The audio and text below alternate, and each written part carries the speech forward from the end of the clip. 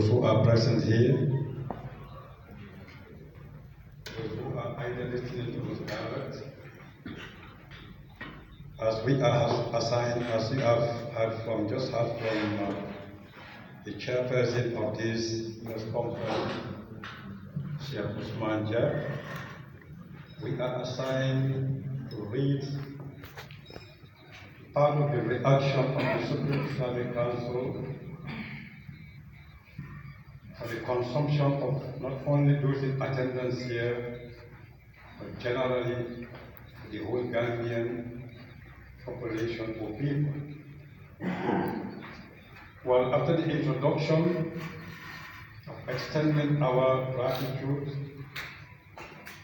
to this highly important commission, as the Constitutional Review Commission, the Supreme Islamic Council as the umbrella body officially formally, under which operations of all the other Islamic groups are functioning. It is an opportunity for this organization to present and to exhibit its own reaction to some of the points that are contained or that are under discussion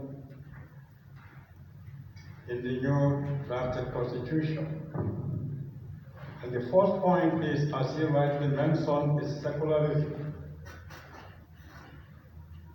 The position or the reaction of the Supreme Islamic Council with regards to this controversial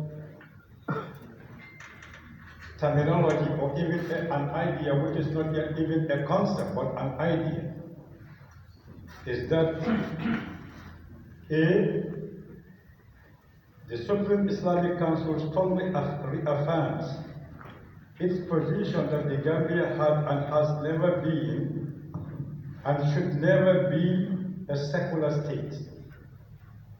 It should remain a non-secular state, as an explanation or an added elucidation. This is what we inherited from the founding fathers of the nation. And this is what is deeply rooted in our social norms and values, either at the personal, professional, social level, and even in our consciousness. This is which is right, deeply rooted in.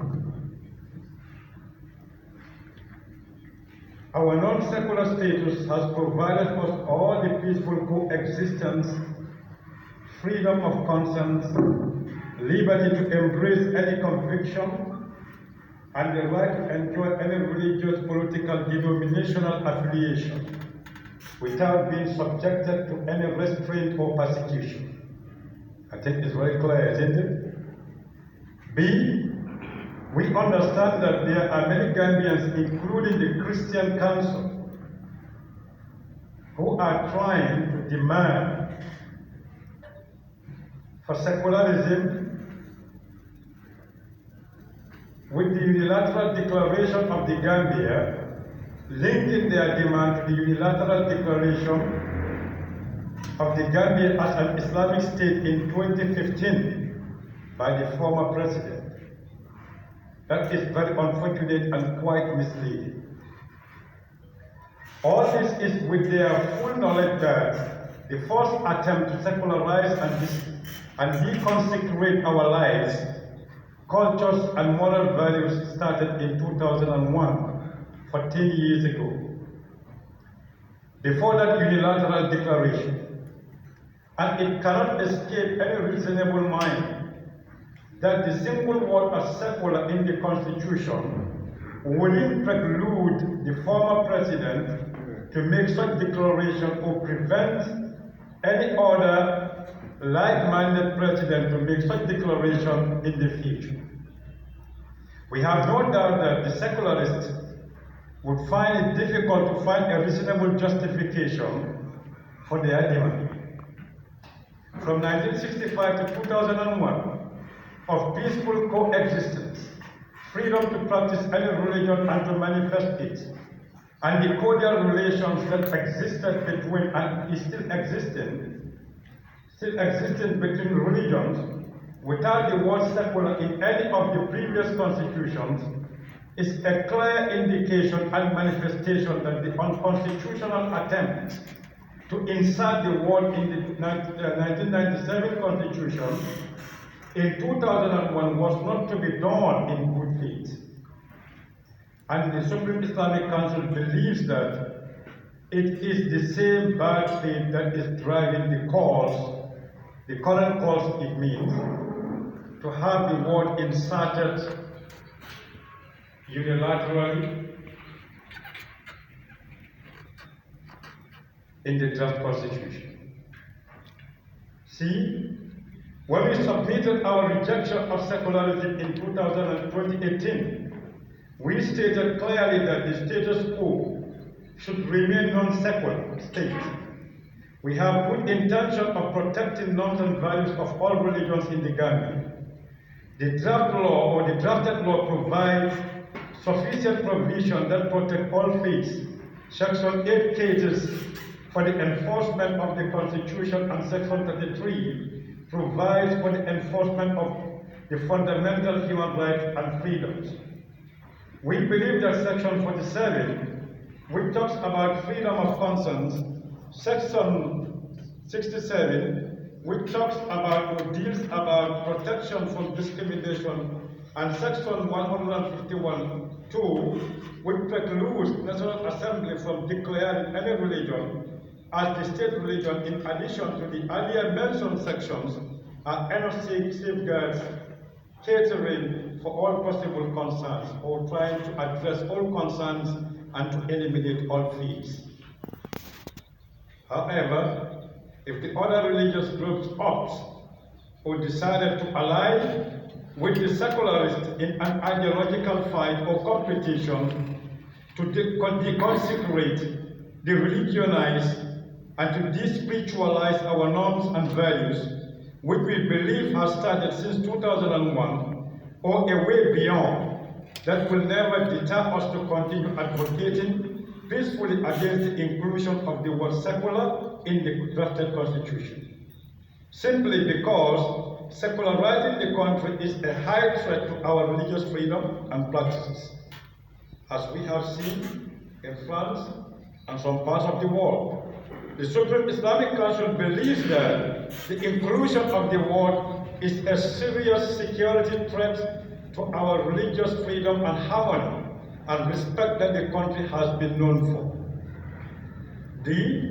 It is ironic and that some sections or some segment of society is trying vehemently to borrow beautiful garments to dress secularism elegantly in the eyes of the Gambian people. I mean, putting sheep clothing upon the bodies of the wolves, to put it in the layman's language. Our people deserve to be told the truth. We have enough examples to show dangers and threat of secularism to religious freedoms. France, which is the father of modern secularism and the main proponent of the doctrine in modern times, banned the wearing of religious symbols in public places in 2003 in the name of protecting secular values, if there is any value for that matter.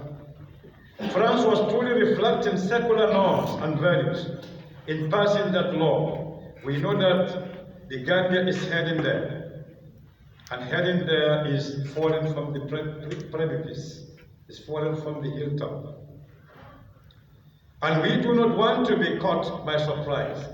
In addition to that, the recent comments made by one National Assembly member suggesting the removal of mosques in public places is a true manifestation of how secularism works and how it is going to work in the Gambia when the word is inserted and when the public is not informed.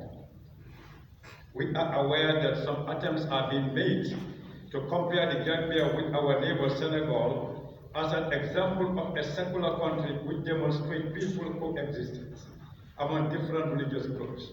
We do not want to plunge into an endless debate or controversy about the difference between Senegalese legal system, constitutional structures, and political reality with the Gambian one. However, Supreme Islamic Council believes that the most appropriate example should be a country that the Gambia share the same common law and a similar legal system with, such as Nigeria, Ghana, Sierra Leone, Liberia, none of which has the word secular in their constitution. We see no reason why the constitution of the Gambia should carry, and should be inserted or burdened with that word secular. Noise is being made in some quarters that the constitution should not accommodate Sharia law, because they believe that the Gambia is a secular state, which is not. We assert that the Gambia is not the only country that recognizes Sharia law in its constitution. There are many countries around the world, including common law countries, that adopt Sharia as part of their laws. Some examples are Kenya, Ethiopia, Tanzania, Uganda, Nigeria, Eritrea, etc.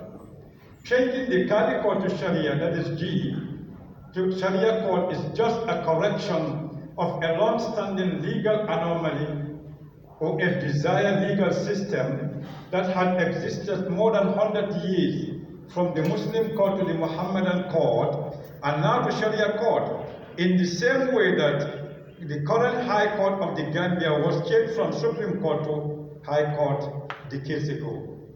Finally, the Supreme Islamic Council is not demanding any preferential treatment from the state. All we want is that justice and equity reign in the country. It is a common knowledge that common law is inherited from our former colonial masters, Britain, and is largely based on customs and traditions of Britons, which are hugely influenced by Christianity and completely alien to our consciousness. Okay. And these Christian laws and traditions have been made applicable to all Muslims in the Gambia, regardless of your denomination or your faith or your religious beliefs. Since the colonialists came to the country, but without any objection from the Muslims, why then should Christians or any person object when Sharia law is being made applicable to only Muslims? Instead, we have seen a lot of preferential treatment being given to Christianity in the Gambia. 115 days or so is given as a holiday for Christians. The Christian New Year, while domestic holiday and Muslim New Year's never given more than 2 days holiday. We have also seen Sunday being an official off day in the entire country for Christian brothers to go to the church, while Muslims are not given the same treatment on Friday, and Muslims have never complained about this unfair treatment. Very true, very true, very, very true.